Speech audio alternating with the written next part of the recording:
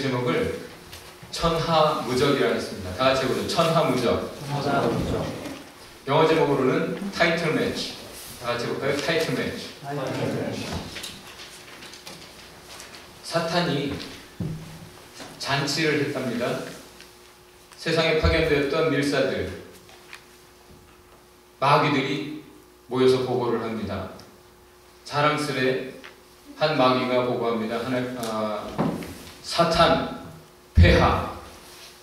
저는 사탄 왕국을 위해 순례자들이 예배하러 가는 그 길을 막아 예배를 드리지 못하게 하기 위해 사막길에 맹수들을, 뱀들을 두어서 그들을 해치겠습니다.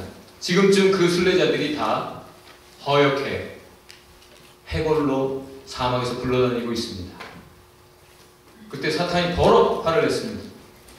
이 멍청한, 그 영혼은 구원 얻었지 않냐?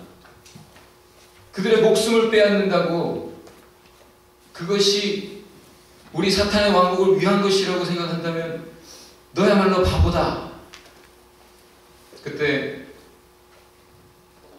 다른 마귀가 눈을 지그시 감으면서 와가지고 이렇게 말을 했습니다. 저는 10년 동안 한 사람만 쫓아다녔습니다.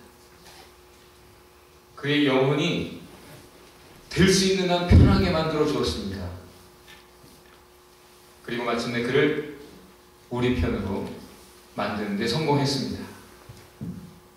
그때 사탄이 환호성을 질렀습니다. 바로 그거다. 지혜롭게 해야지, 지혜롭게. 지피지기면 백전백승이라. 사탄은 압니다. 우리를 요리하는 방법을 알고 있습니다. 오늘 본문에는 사탄에게 속은 성경 박사의 이야기를 들려주고 있습니다. 어떻게 하면 영생을 얻을 수 있겠습니까? 이 사람은 영벌을 믿는 거예요. 천국과 지옥 믿고 하나님과 사탄도 알아요. 가르칠 수 있는 정도의 사람입니다. 예수님께 와가지고 어떻게 하면 영생을 얻겠습니까? 어떻게 하면 천국 가겠습니까? 어떻게 하면 성경이 말하는 것을 제가 얻을 수 있겠습니까? 하고 질문하는 거죠.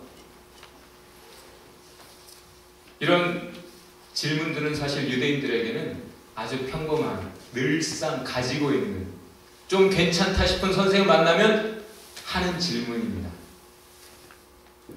성경 말씀에도 여러 본문에서 이 동일한 질문하는 사람들을 다채롭게 보여주고 있습니다. 마태복음 12장에서는 가장 큰 계명이 뭡니까? 할 때 예수님의 대답이 오늘 율법사의 대답이에요. 질문이 이것은 확인하기 위한 질문입니다. 자기가 이미 알고 있긴 한데 그래도 다시 한번 그것을 확인하기 위해 질문하는 것입니다. 두 번째는 누가복음 18장에 나오는데 어떤 청년이 부자고 세상에서 잘 나가는 출세한 사람이에요. 그런데 예수님 앞에 와서 꿇어 엎드려서 어떻게 하면 제가 영생을 얻을 수 있겠습니까? 질문합니다. 이것은 행하기 위한 질문입니다. 진정 답을 얻으면 내가 그렇게 살겠습니다 하는 각오와 마음가짐 가지고 와서 듣고자 하는 것이죠. 그렇기 때문에 예수님이 답을 주셨을 때 고민하며 갔다라고 전해줍니다. 오늘 본문에서는 똑같은 모양의 질문이지만 어떻게 하면 영생을 얻을 수 있겠습니까? 똑같은 질문이지만 이것은 본문이 증거해주고 있는 대로 테스트, 예수님을 시험하기 위한 것이고 챌린지, 도전하고자 하는 것입니다. 사실 그 뒤의 이야기에서 드러나는 대로 자기 존재를 증명하기 위한 것이죠. 성경 박사입니다. 성경을 가르치는 사람이에요. 예수가 성경 좀 안다고 막 나대는 것 같아요. 눈에. 가서 당신이 진정 성경을 안다면 하면서 질문하는 거죠.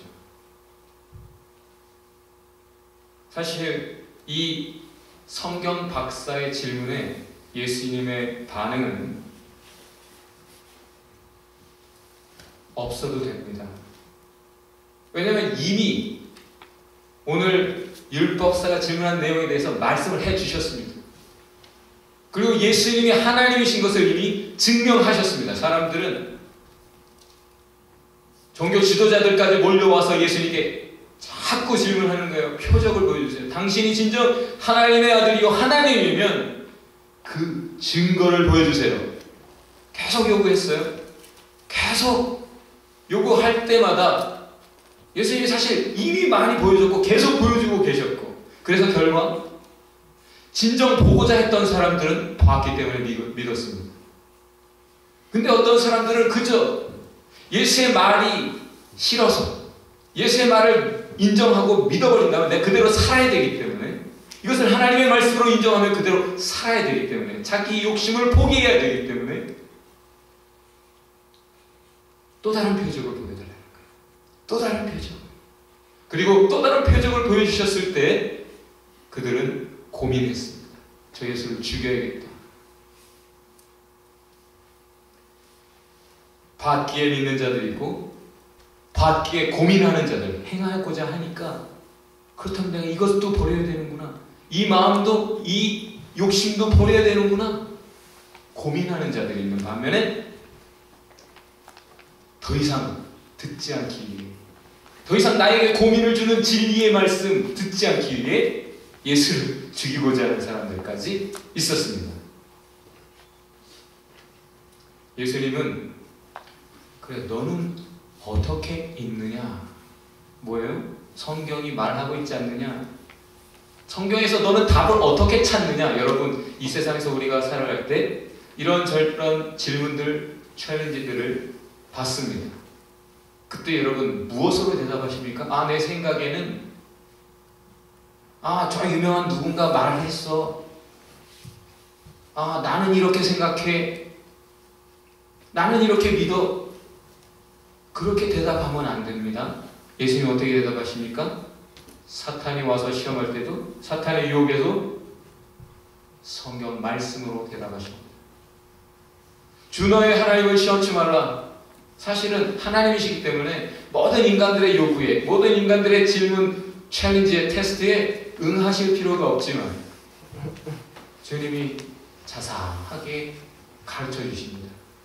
그래, 너희 성경에서 어떻게 있느냐? 너는 어떻게 이해하고 있냐? 어떻게 믿고 있느냐? 그때 하나님 아버지의 말씀을 가장 근거로 삼으시는 모습입니다. 여러분이 살아가는 삶의 원리들이 어디에 근거해 있습니까? 하나님의 말씀이어야 하고, 거기에 대해서 챌린지하고 질문하는 사람들에게 여러분이 하나님의 말씀으로 대답해 줘야 됩니다. 여러분의 경험 가지고도 아니에요. 경험은 참고는 될지 몰라도 오직 하나님의 말씀으로 여러분이 근거 삼고 살고 그것을 근거로 대답할 때 그 말씀이 우리를 더 공고하게 하고 우리와 대화하는 사람들을 살리게 되는 줄 믿습니다. 지금 이 율법사를, 이 성경 박사, 잘난치 않은 이 사람을 지금 예수님은 살리고 있는 중입니다. 사실 이 사람의 대답은 정확했습니다. 주 너의 하나님을 진짜 힘 다해서 사랑하라. 그리고 이웃을 힘 다해서 사랑하라. 어떤 선지자가 다윗에게 찾아왔습니다. 폐하, 백성 중에 억울한 일이 생겼습니다. 어떤 부자가 자기는 양도소도 엄청나게 많은데 어떤 손님이 찾아오니까 자기 거 아끼느라고 이웃 가난한 자의 하나밖에 없는 암양을 빼앗았습니다. 그리고 그것으로 손님을 대접해버렸습니다. 그 말을 듣자마자 다윗이 화를 냅니다. 그리고 이건 틀렸다. 이건 무서운 벌을 받아 마땅하다. 그때 선지자가 갑자기 돌변해서 당신이 바로 그 죄인이요.